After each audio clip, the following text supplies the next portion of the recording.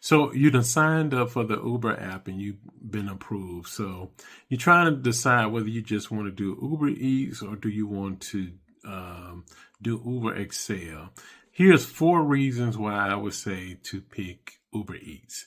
Now, your personality could be towards Uber Excel. Just depends on who you are and depends on your area. So 4 reasons I say to do Uber Eats. Number one is you don't have to deal with people per se. You're not, the only people you in contact with is the people at the restaurant, and you're making sure, well, they tell you usually the order is stapled down, but the app say make sure the order is correct. So you ask them, is the order correct? And they say, yeah, it's in there.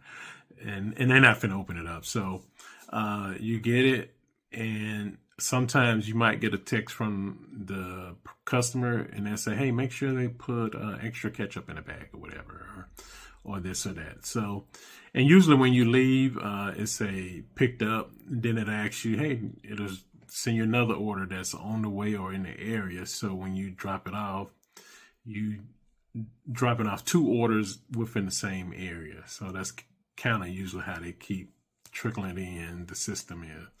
So, and for the customer, most of them, and can't say this absolutely, depends on the area.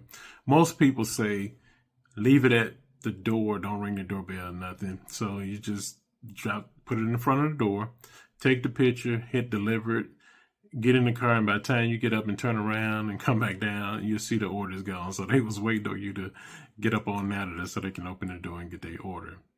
Every now and then you have people that will say, meet me at the door, ring the doorbell, and I want to give you a code.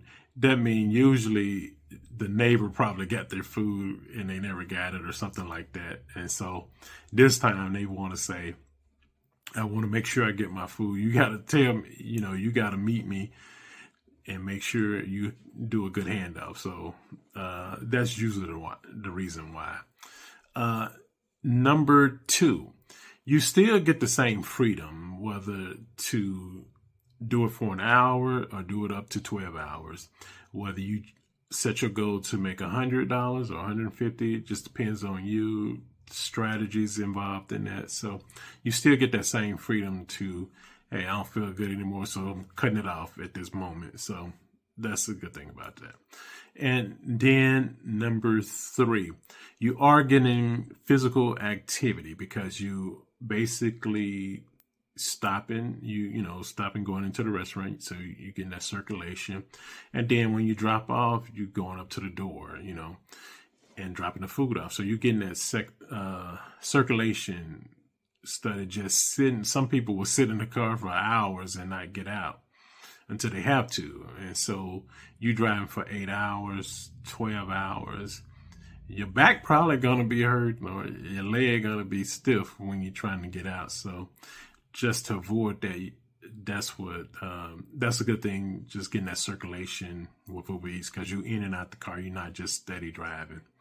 And if you got a strategy involved, you're not going that far as well, unless it makes sense. And number 4 is my favorite one. When I choose an order, I know exactly where I'm going. So whether I want to take that or not, especially if you know your area.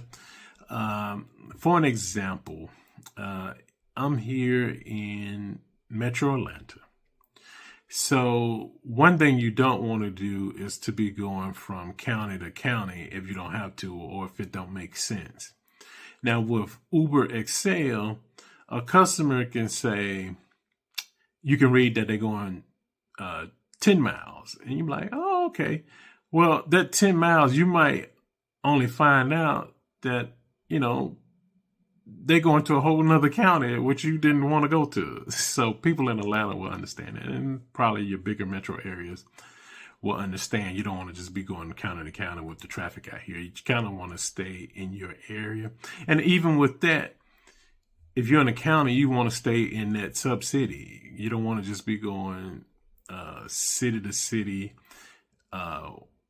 If it's a far distance, you just kind of want to hit that area. So that's what I do like about Uber Eats. I can see exactly where I'm going. before I accept. So if it's not at least $1 per mile, then it doesn't make sense. So for an example, here's another example. So I was in North Atlanta, and they're gonna send me an order that was in Southwest order. If you just looked at the dollar amount, $23, you're like, oh yeah, I'll take that. But then you like, wait a minute. So it didn't make sense. So you got to look at that mileage per dollar. So that's just the one thing that I like about the Uber Eats. You do get to see where you're going before you accept it. Now I know on the Uber Excel, you got to get to a certain level before they allow you to see where you're going before you accept it.